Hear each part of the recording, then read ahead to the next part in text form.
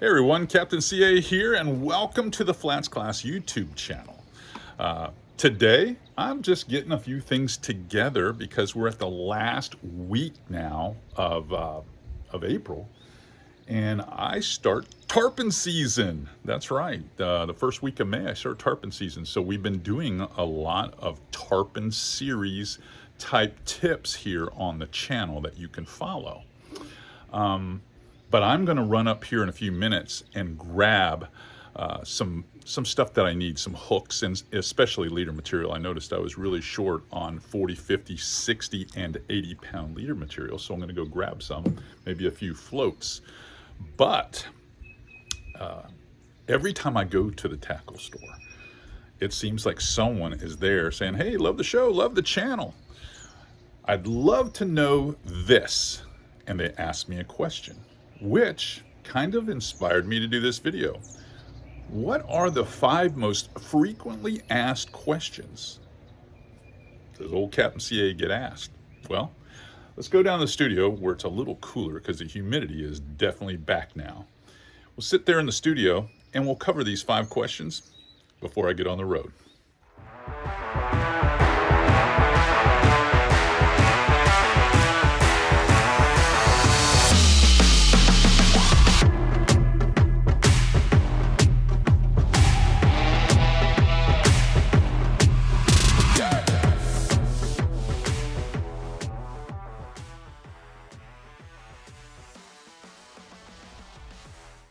Okay, much more comfortable here in the studio. Now, let me start by this. The most 5 frequently asked questions. That's what I set up in the intro. These are questions that I get not only in the seminar room, but I field these when I go into the tackle stores just to walk around and buy something for me.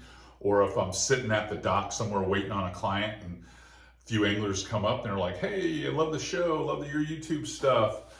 I've got a question I've been dying to ask you. So these are the questions that I feel come up all the time. One in particular, I'm gonna count down would be, is there one fishing rod that does everything? That you can, it's an all-purpose rod. Now keep in mind, I have done all around fishing rod videos here on my YouTube channel. But they're based off like 4, 5, 6 baits max. That's what they're based off. And you'll notice that they all weigh in a certain range. So the rod that you might, be utilizing to cast a topwater such as this is going to be much different than what you might use to throw a small pompano jig. Maybe a tube bait or a Ned rig. It's going to be a lot different. A fat boy. These Paul Browns have very fine wire hooks, so you're going to have to use something that's a lot softer.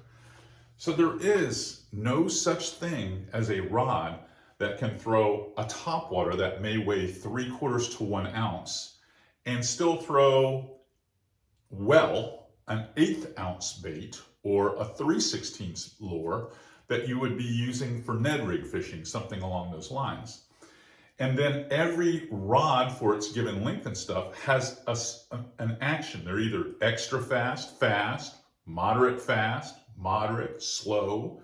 So then there's all these different actions. So there's not one that covers everything that you would need for all species. The rod that I use for flounder fishing is much different than the rod that I would use for speckled trout fishing. So the answer, well, there is no such thing as that unicorn rod that you're all looking for that does it all. Number 4 is next. Number 4 most frequently asked question to me is, where is your favorite place to fish? Well, I've got all kinds of experiences all up and down the Atlantic seaboard. They're in Biscayne Bay, the Florida Keys, the Everglades, Southwest Florida, all the way up to the Big Bend and the Panhandle. And I even enjoy fishing over in Mosquito Lagoon and north to Jacksonville. And everyone knows I guide in Louisiana in the summers. So what would be my favorite place? Well, I'd like to tell you that I moved here to the Nature Coast for a pretty good reason, because the fishing is good. But if I had to choose my favorite, it's not Louisiana. I know you want to think it is, but it's not. Probably be the Florida Everglades. Anything from Flamingo to Whitewater Bay, all the way up to Chokoloskee, I love it all. In fact, some of these areas that I get to fish here, I always say, you'll never fish it all in a lifetime. You can't. If there was someone that could, it would probably be Captain Steve Huff, and I bet even him, the legend himself, would tell you that he hasn't been everywhere.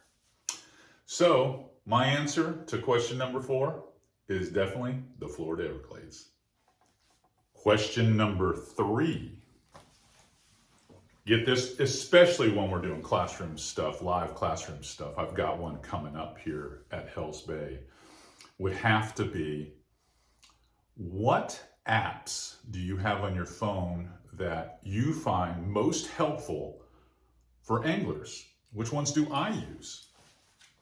I would say the number one app that I use is probably NOAA Tides and Currents. It's an interesting website to bookmark because there's certain tide stations in there that will give you not only the predicted tide, but it'll give you the actual tide, because that changes a lot with wind. It also, on certain stations, will give you sea temperature, which to me gets pretty important in the cooler months when I'm trying to decide where we should be fishing. So that would be one. The second one that I really enjoy using because it has so much information is an app that's got a blue badge with a treble hook on it, and it's called Fishing Points. Fishing Points gives me not only weather and salooner, it gives me fish activity periods, it gives me my tides again, and it gives me more tide stations there. It's just one of those apps. It even gives me wave periods and stuff if you got to go offshore. So it's one of those apps that I utilize a ton, Fishing Points. That one I would definitely put on your phone. And the other one, a lot of surfers use it, fishermen use it. It's Windy TV. That one is a red badge, and you'll find Windy. It gives you 3-hour increments, okay, if you will, of how the wind is turning and shifting. And you can plan fairly close to that when you're going fishing and know, wow, I've got an approaching front. You know, it looks like I'm going to have an offshore wind where I can get out there and stay in the lee for a while, but then it's going to slowly start turning. And you'll know hours ahead of time when you need to get back into safe harbor. So that's been a really good one for me as well, or it may indicate that your tide's not going to be there when you counted on it. It's probably going to get held up or enhanced in some cases. But either case, those two apps and that one bookmarked website, probably my most valuable. So that hopefully answers frequently asked question number 3. Number 2. Most frequently asked question, I think, is it's almost like they're trying to get me to say something else, is do you really use that product, or is it because you get paid by them that you use it? And my answer to that each and every time is I would never represent or work for a brand that I didn't believe in, because that in the end comes back on me if they're not holding up, if they're not backing their product.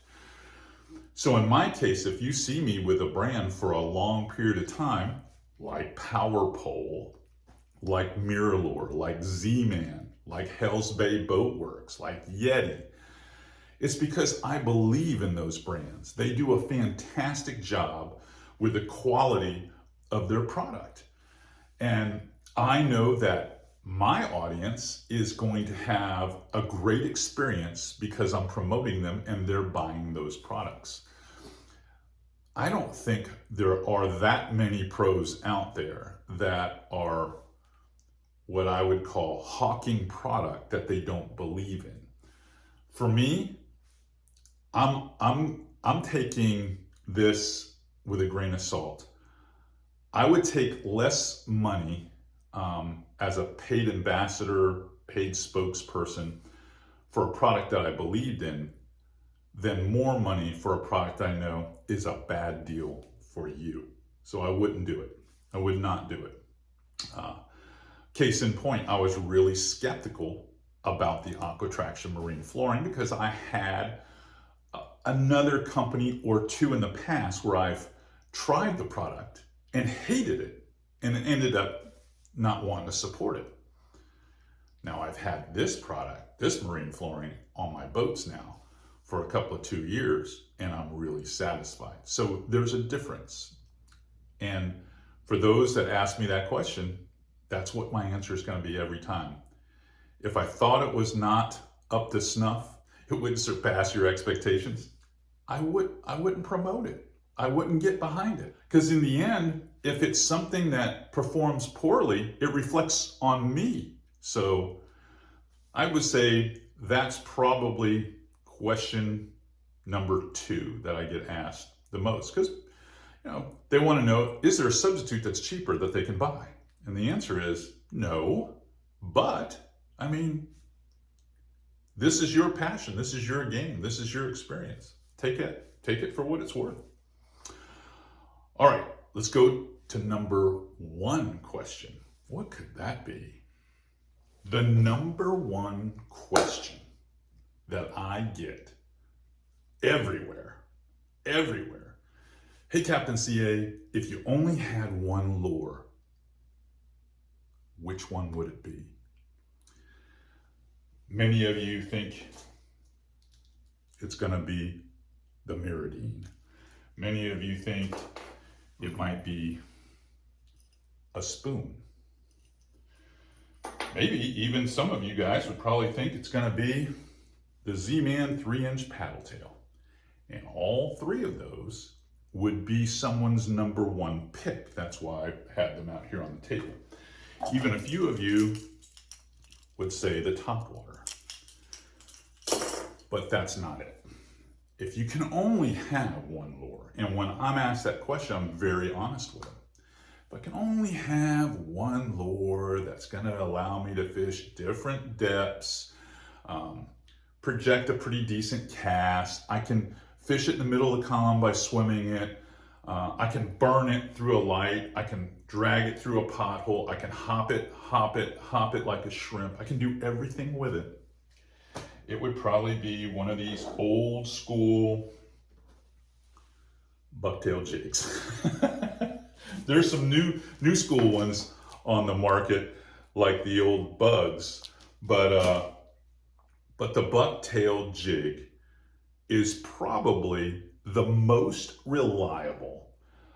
Whether you hand tie them like I have fun with here on the vise, or you buy the commercially sold ones like the old Hank Browns, things like that, old Millie's bucktails.